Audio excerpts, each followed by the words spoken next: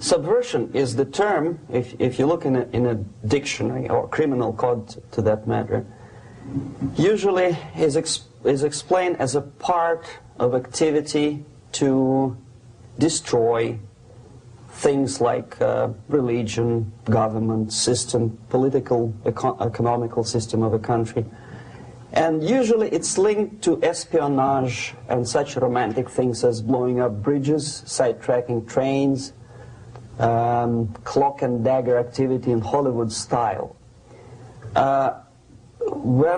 What I'm going to talk about now has absolutely nothing to do with the cliché of espionage or KGB activity of collecting information. So the greatest mistake or misconception, I think, is that whenever we are talking about KGB, for some strange reason, starting from Hollywood movie makers to professors of political science and quote-unquote experts on Soviet affairs, or Kremlinologists as they call themselves, they think that the most desirable thing for Andropov and the whole KGB is to steal blueprints of some supersonic jet, bring it back to Soviet Union and sell it to the Soviet military-industrial complex. It's only partly true. If we take the whole time, money, and manpower that the Soviet Union and KGB in particular spends outside of USSR border, we will discover, of course there are no official statistics unlike with CIA or FBI, that the espionage as such occupies only 10 to 15% of money, time, and manpower. 15% of the activity of KGB. The rest, 85%, is always subversion. And unlike a dictionary of English, Oxford Dictionary, subversion in Soviet terminology means always a destructive, aggressive activity aimed to destroy the country, nation, or geographical area of your enemy. So there's no romantics in there, absolutely. No blowing up bridges, no microfilms in Coca-Cola cans, nothing of that sort. No James Bond nonsense. Most of this activity is overt, legitimate, and easily observable if you give yourself time and trouble to observe it. But according to the law and law enforcement systems of the Western civilization, it's not a crime. Exactly because of misconception, manipulation of terms. We think that subverter is a person who is going to blow up our beautiful bridges. No. Subverter is a student who comes for exchange, a diplomat, an actor, an artist, a journalist like myself was 10 years ago. Now, subversion is an activity which is a two-way traffic. You cannot subvert an enemy which doesn't want to be subverted. If you know history of Japan, for example, before 20th century, Japan was a closed society. The moment a foreign boat comes to the shores of Japan, the Imperial Japanese Army politely tells them to get lost. And if American salesman comes to the shore of Japan, let's say 60 or 70 years from now back, and says, oh, I have a very beautiful vacuum cleaner for you, with the good financing, he says, please leave us, we don't need your vacuum cleaner. If they don't leave, they shoot them to preserve their culture, ideology, traditions, values intact. You were not able to subvert Japan. You cannot subvert Soviet Union because the borders are closed. The media is censored by the government. The population is controlled by the KGB and internal police. With all the beautiful glossy pictures of Time magazine and Magazine America, which is published by the American embassy in Moscow, you cannot subvert Soviet citizens because the magazine never reaches Soviet citizens. It's collected from the newsstands and thrown to garbage can. Subversion can be only successful when the initiator, the actor, the agent of subversion has a responsive target. It's a two-way traffic. United States is a receptive target of subversion. There is no response similar to that one from United States to the Soviet Union. It stops halfway somewhere. It never reaches here.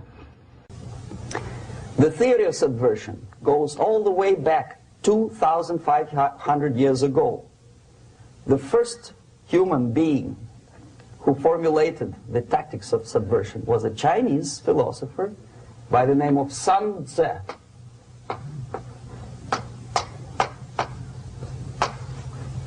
To 2,500 years BC. He was an advisor for several imperial courts in ancient China. And he said, after long meditation, that to implement state policy in a warlike manner, it's the most counterproductive, barbaric, and inefficient to fight on a battlefield.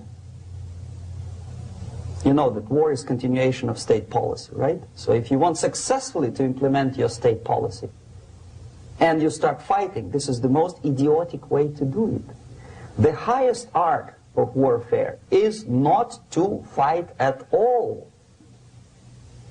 but to subvert anything of value in the country of your enemy, until such time that the perception of reality of your enemy is screwed up to such an extent that he does not perceive you as an enemy, and that your system, your civilization, and your ambitions look to your enemy as an alternative, if not desirable, then at least feasible. Better red than dead. That's the ultimate purpose, the final stage of subversion, after which you can simply take your enemy without a single shot being fired, if the subversion is successful. This is basically what subversion is. As you see, not a single mentioning of blowing up bridges. Of course, Sun Tzu didn't know about blowing up bridges. Maybe there were not that many bridges at that time. But the basics of subversion is being taught to every student of KGB school in USSR and to officers of military academies. I'm not sure if the same author is included in the list of reading for American officers, to say nothing about ordinary students of political science. I had difficulty to find the translation of Sun Tzu in the library of a university in Toronto and later on here in Los Angeles. But it's a book which is not available. It is forced to every student in USSR. Every student who is taught to be dealing further in his future career with foreigners. What subversion is? Basically, it consists of 4 periods, time-wise. If we start from here and go this way, time, right? This is the beginning point. The first stage of subversion is the process which is called, basically, demoralization. It says for itself what it is.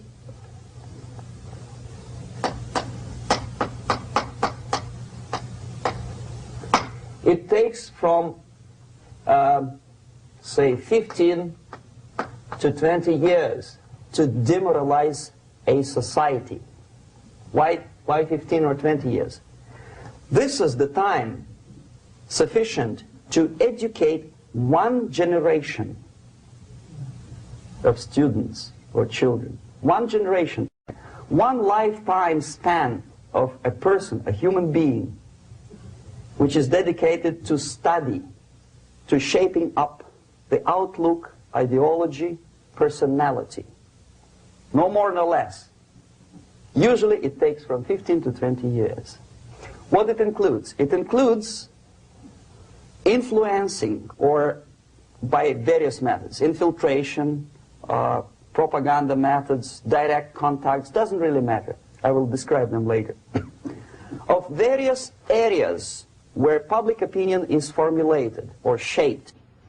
Religion, educational system, social life, administration, law enforcement system, military, of course, and labor and employer relations, economy. Okay? 5 areas.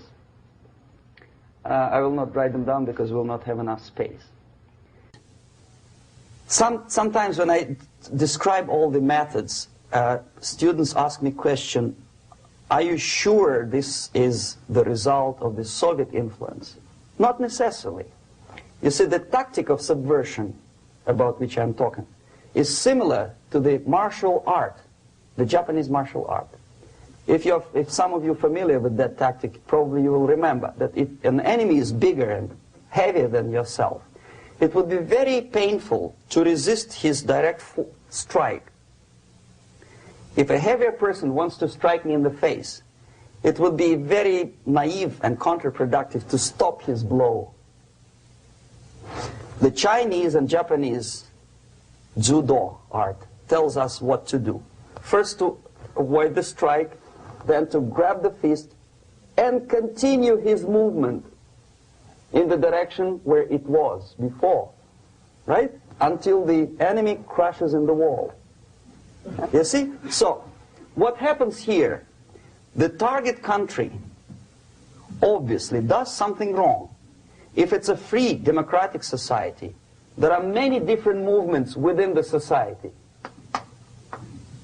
There are obviously, in every society, there are people who are against this society. They may be simple criminals, ideologically in disagreement with the state policy, conscientious enemies, simply psychotic personalities who are against anything, right? And finally, there are a small group of agents of a foreign nation, bought, subverted, recruited, right? The moment all these movements will be directed in one direction, right? This is the time to catch that movement and to continue it until the movement forces the whole society into collapse, into crisis, right? So that's exactly the martial art tactic. We don't stop an enemy. We let him go. We help him to go in the direction we want them to go. Okay? So, on the stage of demoralization, obviously there are tendencies in each society, in each country, which are going to opposite direction from the basic moral values and principles. To take advantage of these movements, to capitalize on them, is the main purpose of the originator of subversion. So we have religion, we have education, we have social life, we have power structure, we have labor relations, unions, and finally we have law and order. 1, 2, 3, 4, 5, 6. Okay? These are the areas of application of subversion. What it means exactly? In case of religion, destroy it, ridicule it, replace it with various sects, cults, which bring people's attention, faith, whether it is naive, primitive, doesn't really matter.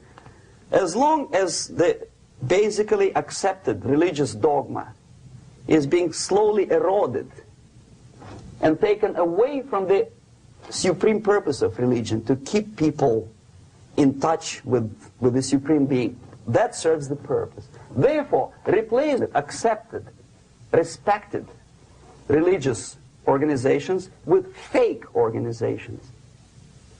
Distract people's attention from the real faith and attract them to various different faiths.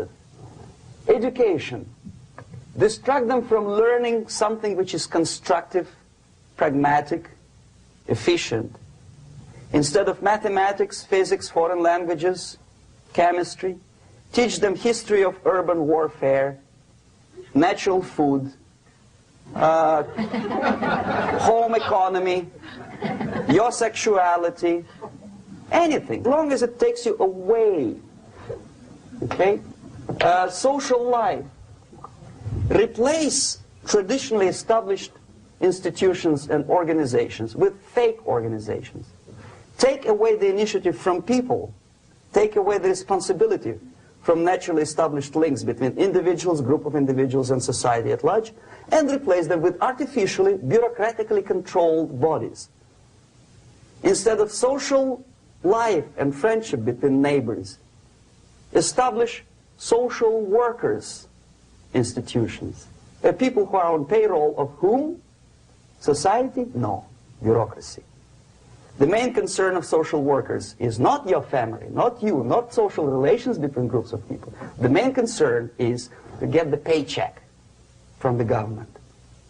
What will be the result of their social work doesn't really matter. They can develop all kind of concepts to show to the government and to the people that they're useful. Okay, away from the natural links. Power structure. Okay, the natural bodies of administration, which are traditionally either elected by people at large or appointed by elected leaders of society, are being actively substituted by artificial bodies. The bodies of people, groups of people, whom nobody elected. Never. As a matter of fact, most of the people don't like them at all, and yet they exist. One of such group is media. Who elected them? How come they have so much power? Almost monopolistic power on your mind. They can rape your mind. But who elected them? How come they have a nerve to decide what is good and what is bad for the elected by you, president, and his administration? Who the hell are they? Spiro Agnew, who was hated by the liberal left, called them a bunch of enfeebled snobs. And that's exactly what they are. They think they know. They don't. The level of mediocrity. In a big establishment like New York Times, Los Angeles Times, major television network, you don't have to be excellent journalist. You have to be exactly a mediocre journalist. That's easier to survive. There's no competition anymore. You have your good, nice income, $100,000 a year. That's it. Whether you are better or worse doesn't really matter anymore. As soon as you're smiling to the camera and do your job. That's it. No more competition. Power structure slowly is eroded by the bodies and groups of people who do not have neither qualification nor the will of people to keep them in power, and yet they do have power. Okay. Together with that, there is another process. Law enforcement, law and order organization and structure is being eroded. For the last 20, 25 years, if you see old movies and new movies, you can see that in new movies, a policeman, an officer of the United States Army looks dumb, angry, psychotic, paranoid. A criminal looks nice, kind of, well, he smokes hash and shoots the whatever drug, but basically he's a nice human being. He's creative. And he's unproductive only because society oppresses him. Whereby a general of Pentagon is always, by definition, a war maniac. A policeman is a pig, rude policeman. He abuses his power. You know? A generalization like that. The hatred, the mistrust to the people who are supposed to protect you and enforce law and order. Moral relativity. The Angelo Buono process lasted 2 years in Los Angeles. Relativity. The Angelo Buono process lasted 2 years in Los Angeles. And yet there are still some lawyers who say, look, he's a nice character, as a matter of fact. There was some witness who said, also a criminal, who said, well, he's a nice guy. I asked him one day to burn a house of my enemy, and he wouldn't do it. Nice fella. Erosion.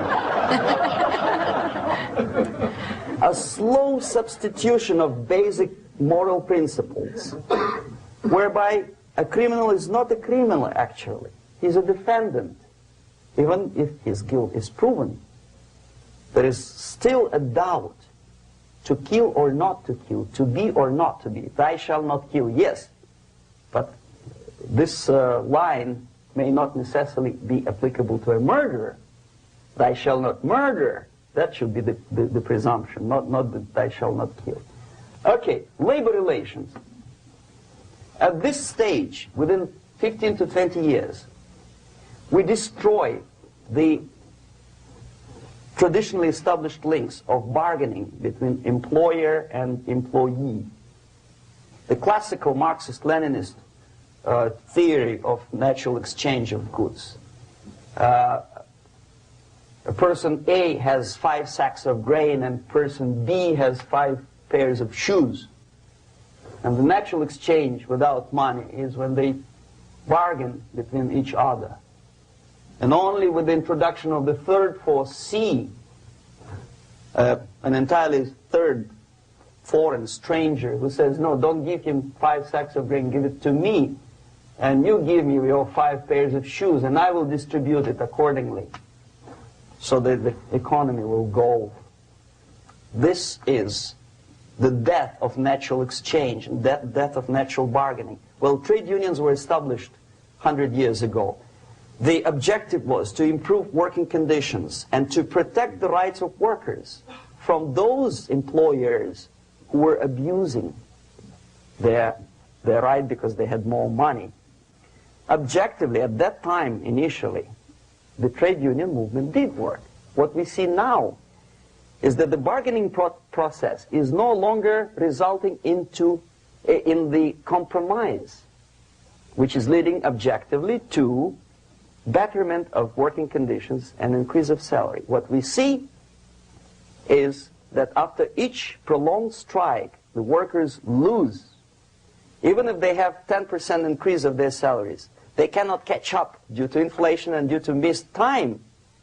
More than that, millions of people suffer from that strike because economy now is interdependent. It's intertwined like one body. If previously steel workers, say 100 years ago, could strike and nobody would suffer, now it's impossible anymore. If a garbage collector strikes today, the rest of the multi-million city is stinking. I mean, there's no more service. In Quebec, for example, we had the electricians who were on strike in the middle of winter. You can freeze your bottom, and they still were on strike. Did they catch up with the salary? No, they lost. Who benefited? The leaders of trade unions. What is the motivation for strike? Improving of a workers' condition? No, obviously it's not. Then what is it? Ideology. To prove to these capitalists. And the obedient horde of workers, like sheep, follow these people. And they cannot disobey. Why? Because if they do, you know what happens to them. Pickets, murders, shooting truck drivers by picketers. In Montreal, for example, I saw with my own eyes when I was correspondent of CBC International, Canadian Broadcasting Corporation, when the workers of aircraft factory destroyed computers and the equipment in the factory. And the administration employed strike breakers. Their cars were turned upside down and burned. Their houses were burned. Their kids were intimidated. And some victims were there. Of that we can be sure. Why? To improve conditions of workers? No. Ideology. Okay, so this is what happens basically. It may or may not happen without the help of the Soviet Union. But the natural tendencies are being greatly taken advantage of and capitalized by the Soviet propaganda systems. How? Whenever trade union strikes, we have influx of propaganda, mass media, ideological dissemination. The workers' right, and we repeat it like parrots. Yes, workers' right. Whose rights? Workers? No. The only freedom of worker to sell his labor according to his own desire and will is taken away from him. By whom? By trade union boss. Unlimited power is given. Responsibility. I want to sell my labor not for $2.50 an hour, but for $2. I don't have right. My freedom is denied to me. I know that if I sell my work for $2 an hour, not for $3 an hour, I will compete better with the other guy who is lazy and more greedy. I don't need $3. I need only $2. No, I was made to believe by media, by business, by advertising agencies that I need more and more and more. Have you ever heard any advertising on TV to consume less? No. No way.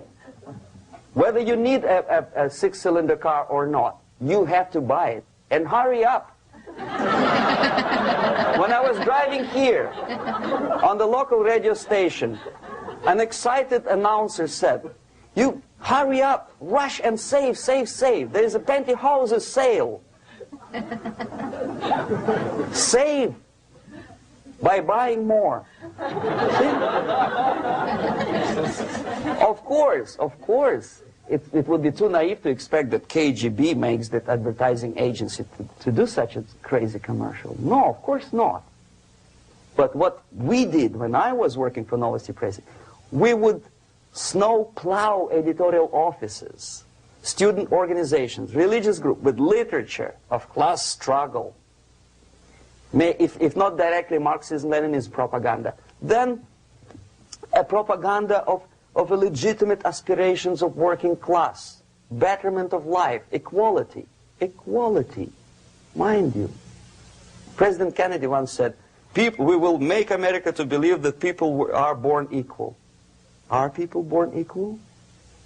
Is there any mentioning in the Bible or any other holy scripture in any religion, if you don't believe me, go to the library and check it. There is not a single word about equality. Just the opposite. By your deeds, God will judge you. What you do is important. The merit of your personality. You cannot legislate equality. If you want to be equal, you have to be equal. You have to deserve it. And yet we build our society on the principle of equality. We say people are equal. We know it is false. It's a lie. Some people are tall and stupid. Others are short, bold, and clever.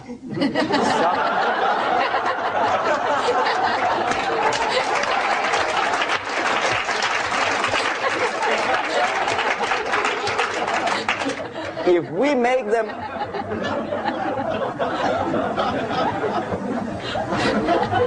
make them equal by force, if we put the principle of equality in the basis of our socio-political structure, it's the same thing as building a house on sand. Sooner or later it will collapse, and that's exactly what happens. And we, as Soviet propaganda makers, are trying to push you in the direction which you go yourself. Equality, yes, equality. People are equal. Land of equal opportunities. Is it true or not? Think about it. Equal opportunities. Should there be equal opportunities? For me and for a lazy bastard who comes here from some other country and immediately registers as a welfare recipient benefits? I never received a single dollar. No, sorry, I did receive once. But I never applied for welfare. For the 13 years, I took any job. Security guard, journalist, taxi driver, anything. Well, I was restless, but some people don't like it. They immediately. So why should we have equal opportunities? Why?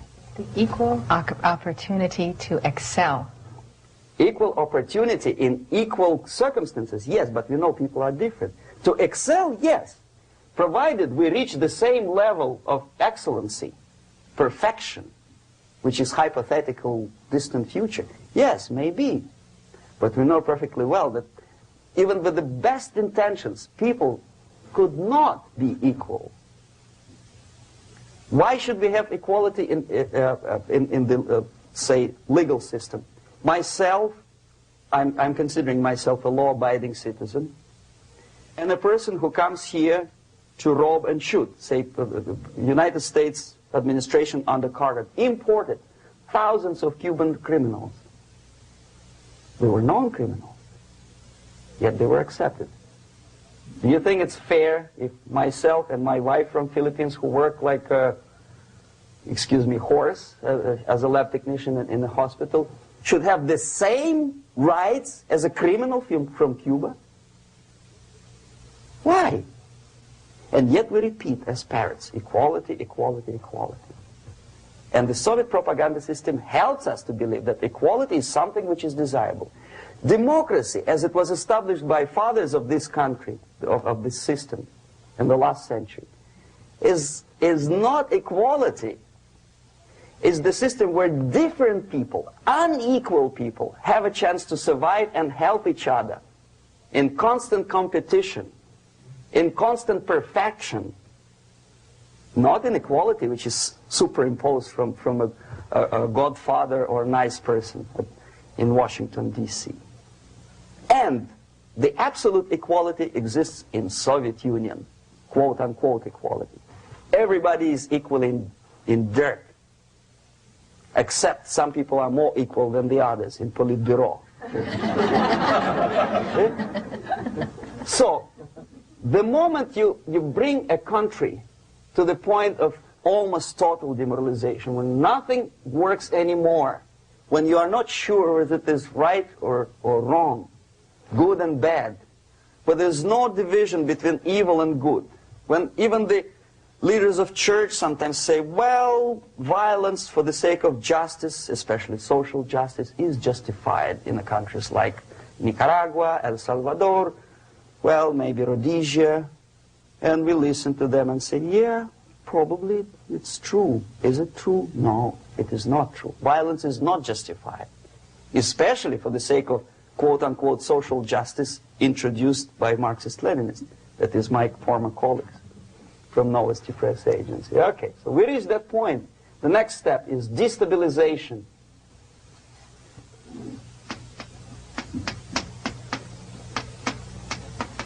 Again, this word says for itself what it is. To destabilize all the relations, all the accepted institutions and organizations in a country of your enemy. How you do it? You don't have to send a battalion of KGB agents to blow up bridges. No. You let them do it themselves. The area of application is, again, it's narrower now. Not like the previous case. The overt legitimate actions of the KGB in this case would be hardly noticeable. There is no crime if a professor who recently went to USSR introduces a course of Marxism-Leninism in a Californian college, for example. Nobody is going to come to his doorstep and say, okay, mister, come, you are under arrest. No, it's not a crime. It's not even considered a moral crime against your country. So the area of application here is narrowing down to economy, again labor relations, right? To law and order, plus military. And economy, law and order. Yes, and again the media, but wider scope, little bit different. I'll explain you later. Okay, basically 3 areas. Economy. The radicalization of bargaining process. If on that stage we still could achieve, theoretically, some positive compromise between the negotiating sides with say, arbitrary, introduction of arbitrary judges, a third side, objectively judging the demands of both sides. Here it's radicalization. On the stage of destabilization, we cannot come to compromise even within a family. The husband and wife couldn't figure out which is better. Husband wants his kids to eat at the table, and wife wants him, a child, to roam around the room and drop food all over the floor. They cannot come to compromise unless they start a fight. It's impossible to reach a compromise, constructive compromise, between neighbors. Some people say, I don't like you to watering your lawn at that time because exactly at that time I'm walking my dog and he's getting nervous. He cannot pass his bowels, you know. So they cannot compromise. They go to a civil court or something like that. radicalization of human relations. No more compromise. Fight, fight, fight. The normal, traditionally accepted relations are destabilized. The relations between teachers and students in schools and colleges. Fight. The relations between, in economical sphere, between laborers and employers are further radicalized. No more acceptance of the legitimacy of demands of workers. Unlike Japanese, with the theory Z, if you ever heard about it, where the workers are involved in decision-making process, therefore they don't have moral incentive to fight their bosses. In the United States, it's just the opposite. The harder is the fight, the better. The more heroic they look. When the Greyhound network was on strike recently, the correspondents of local TV networks all over the United States were approaching these strikers, and they say, oh yes, we are doing something nice. They look like heroes, and they were proud. There was some family, the husband was bus driver. Now they decided in a protest against the bosses to camp somewhere in the forest. And they were presented to the audience as a heroic, nice people. You see? The violent clashes between passengers, picketers, and the strikers are presented as something normal. 10, 15, 20 years ago, we would be angry, say, why so much hatred? Today we are not. We say, well, commonplace. Radicalization, militarization sometimes. As I explained on that stage, I took a step a little bit further. Shooting people. Okay, law and order now also is pushed into the area where previously people settled their differences peacefully and legitimately. Now we are getting with this court cases in the smallest irrelevant cases. We cannot solve our problems anymore. The society at large becomes more and more antagonistic between individuals, between groups of individuals, and the society at large. The media puts himself in the opposition to the society in general, at large. Separate, alienated. Okay? On that stage, you remember I was talking a couple of hours ago about the sleepers. That's when the students from, say, United States, if they are trained in Lumumba University, or developing nations, that's the students I was dealing with, are being sent back from the Soviet Union here. Or if they were already in the United States, in the country, which is the object of subversion, they spring to action. The sleepers go up. They slept for 15 to 20 years. Now they become leaders of groups, preachers, I don't know, public figures. Prominently they actively include themselves in a political process. All of a sudden we see a homosexual. 15 years ago he did his dirty job and nobody cared. Now he makes it a political issue. He demands recognition, respect, human rights, and he rallies a large group of people. And there are violent clashes between him and police, his group and ordinary people, no matter what. It's black against white, yellows against green, doesn't matter where the division line goes. As long as this group come into antagonistic clash, sometimes militantly, sometimes with firearms, that is destabilization process. The sleepers, many of whom are simply KGB agents, become leaders of the process of destabilization. Doesn't mean that Comrade Andropov sends Comrade Ivanov to the United States. The person who takes care is already here. He is a respected citizen of the United States. Sometimes he gets money from various foundations for his legitimate struggle for, I don't know, human rights, women's rights, kid lib, prison lib, whatever. There are sympathetic Americans who donate their money to him. Destabilization process usually leads directly to the process of crisis. In case of developing nations, that's the area where I was active. The process starts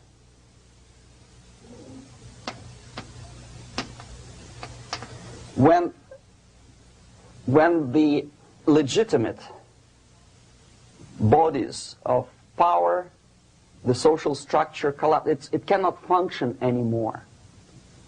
So instead, we have artificial body injected into society, such as non-elected committees.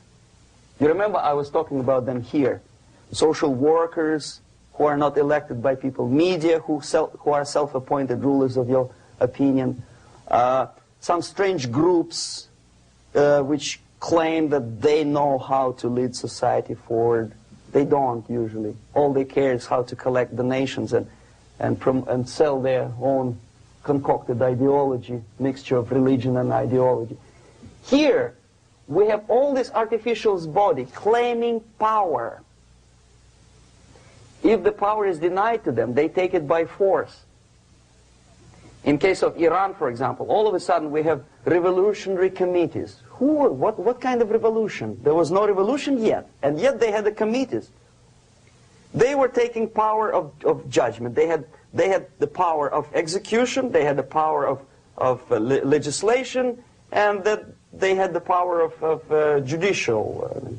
All of them combined in one person, who is half-baked intellectual, sometimes graduated from Harvard University or Berkeley. He comes back to his country and he thinks that he knows the answer to all the social, economical problems. Okay? Crisis is when society cannot function any more productively. It collapses, obviously. That's the word for crisis. So therefore, the population at large is looking for a savior. The religious groups are expecting a messiah to come. The workers say, we have family to feed. Let's have a strong government, maybe socialist government, centralized. When somebody put the employers on their place and let us work. We are sick and tired of going to strike and missing overtime and all that stuff. We need some strong man, strong government, a leader, a savior is needed. Population is sick and tired already. And here we are. We have a savior. Either a foreign nation comes in, or the local group of leftists, Marxists, no matter what they call themselves, Sandinista, a reverend or some sort, Bishop Muzureva, like in Zimbabwe, doesn't matter.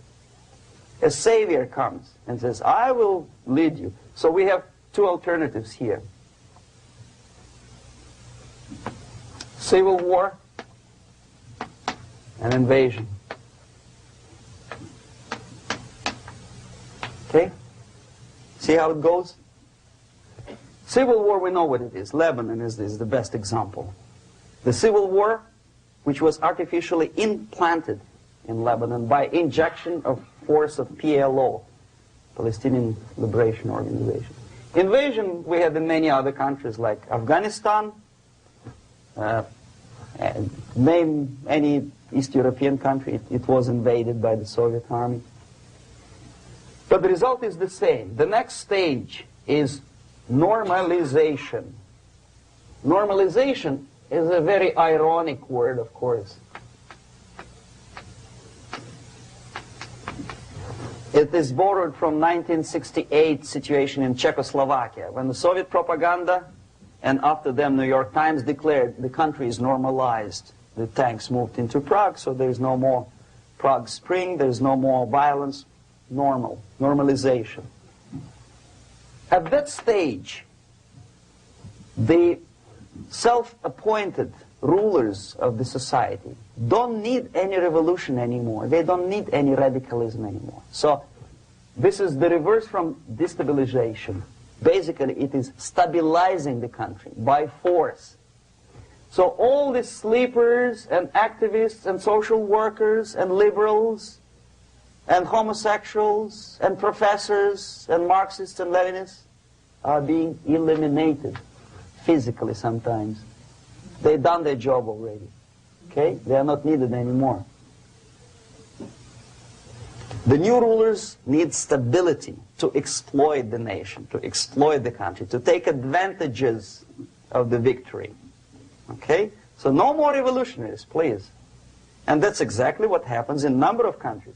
You remember Bangladesh? This is the crisis in which I was instrumental. First they had Mujibur Rahman. In 1971, he was the leader of People's Party, Awami League, with mustache like Stalin. He was in Russia many times. In 5 years, he was shot by his former colleagues, Marxists.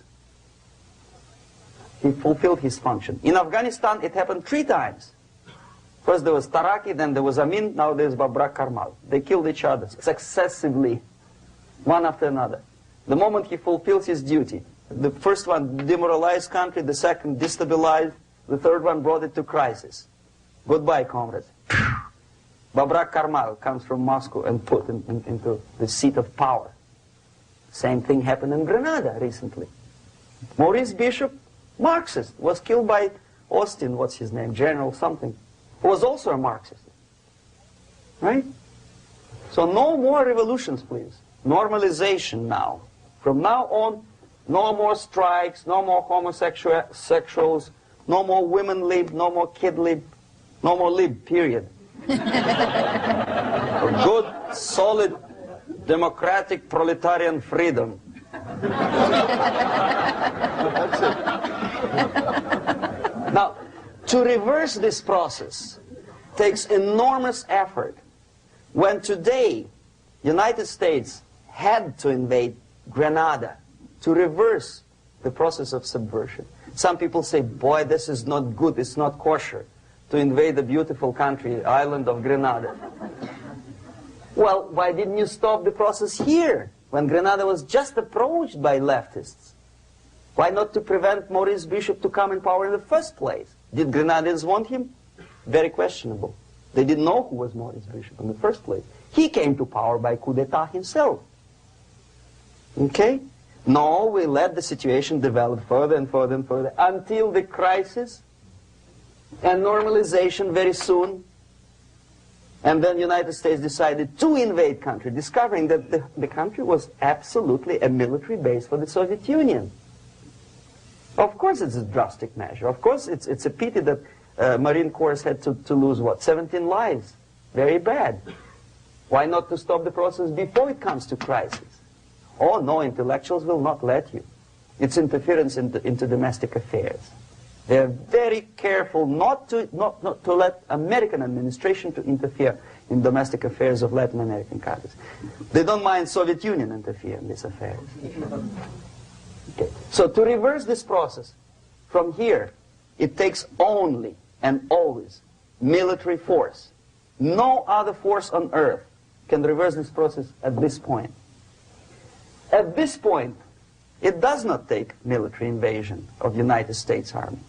It takes strong action, like in Chile. A CIA covert involvement to prevent the savior from outside to come into power and to stabilize country before it erupts into civil war. Stabilize country before it erupts into civil war. Okay? Support the right-wing conservative forces. By money, by crooks or love, doesn't matter. Stabilize the country. Don't let the crisis develop into civil war or invasion. Oh no, your liberals will say it's against the law. The Congress will not appropriate money for covert actions of CIA. Why not? Should we wait till the normalization come and Soviet tanks land in Los Angeles airport? Now, at that point, at the point of destabilization, also the process could be reversed. Again, easily than this. No CIA involvement at this point. You know what it takes here? Restriction of some liberties for small groups which are self-declared enemies of the society. As simple as that. Oh no, the media and liberals will tell you this is against the American Constitution. How can we, by force, deny the civil rights to criminals, for example? It's not good. Okay? So we allow them to, okay, if you allow the criminals to have civil rights, go on and bring the country to the crisis. This is a bloodless way to do. Curb the rights. I mean, not to put them in prison. No, I'm not talking about putting all the gays from San Francisco in the concentration camp. Do not allow them to take political force. Do not elect them to the seats of power, whether it is municipality level, state level, or federal level. It has to be beaten in the heads of American voters that a person like that in the seats of power is an enemy. Do not be afraid of this word. It is an enemy. If he is not an enemy here, he will be here. Later on, he will be shot, of course. But at this point, he is an enemy. Okay? You are doing great service by denying him a right to capitalize on his own crazy ideas and become a powerful man, a man who uses the seat of power. Restriction of certain freedoms and permissiveness at that point would prevent sliding into crisis and probably will return the process of destabilization. To curb unlimited power, monopolistic power of trade unions, here, at that point, would save economy from collapsing. To introduce a law to stop private companies of raping public opinion's mind in the direction of consumerism. No company must have a right to force you into buying more unless you want it. There must be a law. You want to advertise your car? Okay. But not a single mentioning of buying it now and saving money. It must be against the law to force people to consume more. Self-restraint. Previously, before this process started, the self-restraint was a business of church, religion. Because our preachers, the fathers of church, would tell us, material values are good, but it's not the prime function of human being. Because you have to live with something. Obviously, the design for our life is not to consume more deodorants. There must be something greater. If such a complicated instrument as human body was created, obviously there must be some higher purpose for that. And it's very easy to avoid destabilization by denying the greedy companies one little freedom, one little liberty, forcing you into turning yourself into processors of unwanted products and goods. They turn you into machines, like the worm who there's inlet and outlet. So, and how long an average appliance lasts these days? Less than a year. Why? Where's workmanship? Well, we want you to buy more. Okay. Destabilization process could be easily overcome if, as I say, the society, by its own will or after persuasion by the leaders, will come to the idea of self-restraint. It's so hard we want to consume more, but you have to. Unless you will come to this stage, when, as we say in Russia, if Sahara Desert ever becomes a communist state, there will be shortage of sand. So you have to curb your... You have to curb your expectations at this point before it's too late. But no, we don't want to do it. Demoralization process. Again, it's the easiest thing to reverse. First of all, by restricting import of propaganda. The easiest thing to do. Unlimited, unrestrained import of Soviet literature, Soviet journalists, giving Soviet propaganda and ideological agitators equal time on American TV network. It has to be stopped. And it's easy. They won't be offended, mind you. As a matter of fact, they will respect America more. But when my former colleague Vladimir Posner appears on Nightline, and Ted Koppel asks him, well, Vladimir, what do you think about this? And what can he think? He is an instrument of propaganda. He thinks what Comrade Andropov tells him to think. He's just a nice, articulate mouthpiece of the Soviet subversion system. And Ted Koppel makes you believe that my friend Vladimir Posner thinks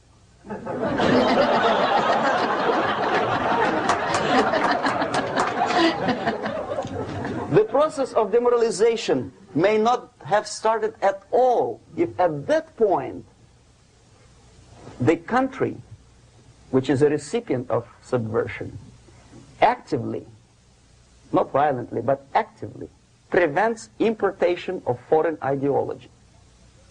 I don't want America to follow the pattern of ancient Japan.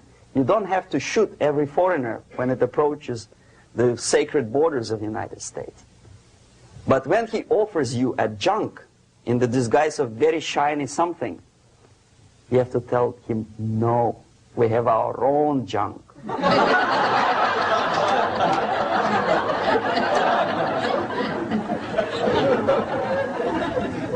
If at that point the society is strong, brave, and conscientious enough to stop importation of ideas which are foreign,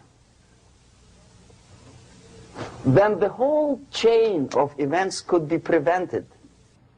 Recently I've been to Philippines, and I was shocked how in big cities like Manila, children listen to deafening music. A melodious nation with long traditions of good, nice ethnic music, introduced by Spanish long time ago, maybe 2 centuries, 3 centuries ago, I don't remember how long. All of a sudden listen to musical garbage, blasting their radios at full blast, at full volume. Why? In India, I spent many years watching the reactions of Indians walking out of movie theaters after seeing Hollywood production. They couldn't figure out why Americans are so wasteful. They smash their cars, their shiny cars, every 5 minutes. How come they shoot each other for $500,000? Is it true that they're so obsessed with sex? Can you imagine showing a movie where each 5 minutes there's a copulation on the screen to a country like India with long tradition of respect to these private matters, or to Pakistan? And United States expect these people to respect you? No way. Oh yes, they will see the movie, they'll pay 5 rupees to see that garbage, but they walk out and will tell their kids, don't respect Americans, don't be like Americans. See? So, the process of demoralization could be stopped right here, both as an expert and as an impert. And that takes one step, one very important thing to do. You don't have to expel all the KGB agents from Washington, D.C. The most difficult and at the same time the simplest answer to the subversion is to start it here and even before, by bringing back the society to religion, something that you cannot touch and eat and put on yourself, but something that rules society and makes it move and preserve it.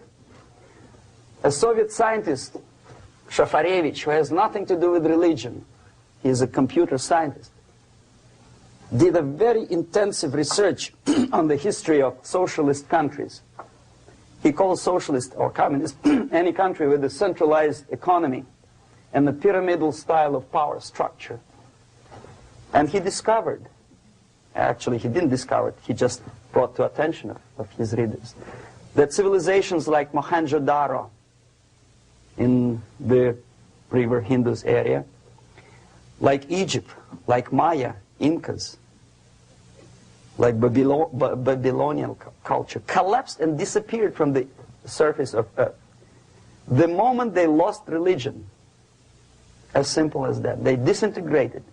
Nobody remembers about them anymore. Well, distantly. So, the ideas are moving society and keeping mankind as a society of human beings, intelligent, moral agents of God. The facts, the truth, the exact knowledge may not. All the sophisticated technology and computers will not prevent society from disintegrating and eventually dying out. Have you ever met a person who would sacrifice his life, freedom, for the truth like that? This is truth. I never met a person who said, this is truth and I'm ready to shoot me. To defend the truth. Right? But millions sacrifice their life, freedom, comfort, everything for things like God. Like Jesus Christ. It's an honor. Some martyrs in the Soviet concentration camp died. And they died in peace, unlike those who shouted, "Long live Stalin," knowing perfectly well that he may not live long. Something which is not material moves society and helps it to survive. And the other way around. The moment we turn into 2 by 2 is 4 and make it a guiding principle of our life, our existence, we die. Even though this is true, and this we cannot prove. We only can feel and have faith in it. So the answer to ideological subversion, strangely enough, is very simple. You don't have to shoot people, you don't have to aim missiles and Pershings and cruise missiles at Andropov's headquarters. You simply have to have faith and prevent subversion. In other words, not to be a victim of subversion. Don't try to be a person who in judo is trying to smash your enemy and being caught by your hand. Don't strike like that. Strike with the power of your spirit and moral superiority. If you don't have that power, it's high time to develop it. And that's the only answer. That's it. Thank you.